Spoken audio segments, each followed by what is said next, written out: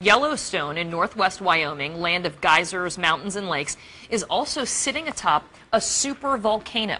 And it just took what scientists describe as a deep breath, causing miles of ground to rise dramatically. So what does this mean? Well, joining us right now is Michio Kaku. He is a physics professor at the City University of New York and the author of the upcoming book, Physics of the Future. Thanks so much for joining us. Glad to be on. So the last time this happened was 640,000 years ago. We're due?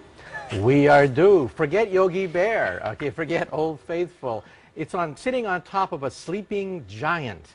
Now, if you're sleeping next to an 800-pound gorilla, you monitor every burp, every snore of this gigantic gorilla, because when it blows, it could destroy the United States as we know it. This is a pretty scary prospect. I want to just show people what we're talking about here when we talk about this super volcano, and we have a little thing to show you, a map with some of the details. So that's where it is. It's beneath Yellowstone. It's been there, as we know. I guess this has erupted 3 times in 2.1 million years.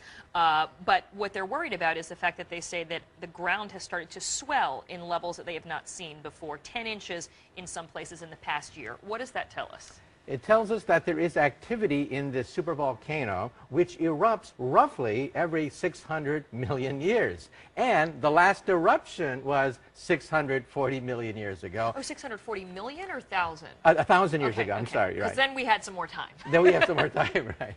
But that's what's making us very nervous, because the cycle time corresponds to the present-day era. So every single burp, murmur of this gigantic potential supervolcano, including the rise of the sea level, has to be watched very carefully.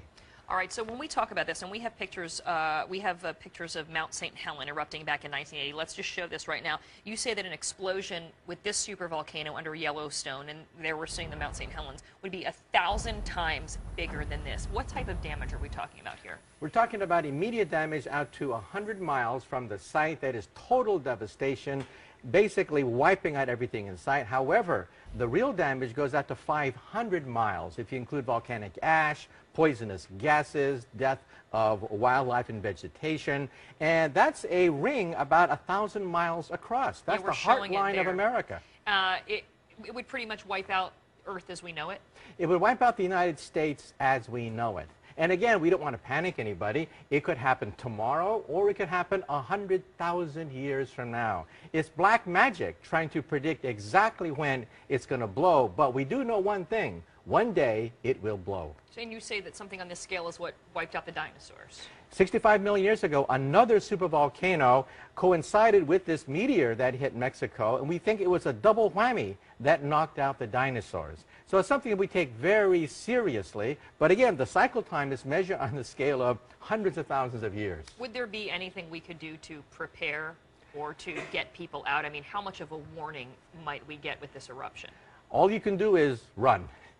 You don't get much warning. What happens is the ground starts to rise, more and more earthquakes take place, more ash and volcanic gases start to be unleashed. That's about the only warning we get, because we do not have a good way to predict volcanic eruptions.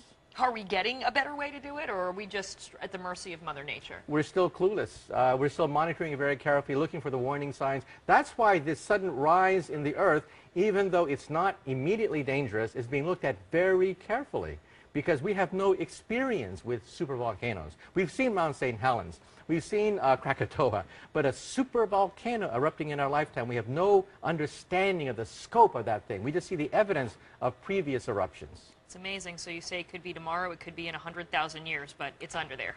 It's there, and it will happen. At one point, it will destroy North America as we know it.